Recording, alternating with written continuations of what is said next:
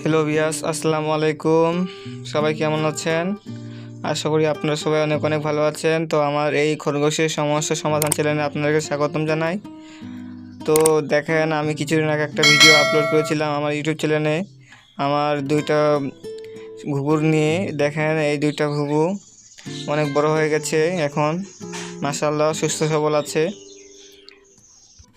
তো ওই ভিডিওটা আমি বানিয়েছিলাম ঘুঘু কেন মারা যায় ছোট বাচ্চা।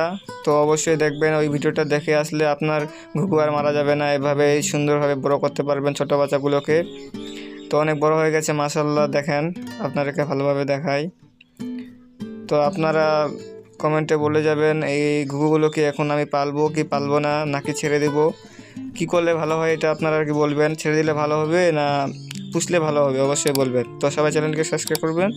ধন্যবাদ সবাইকে। আসসালামু আলাইকুম ওয়া রাহমাতুল্লাহ।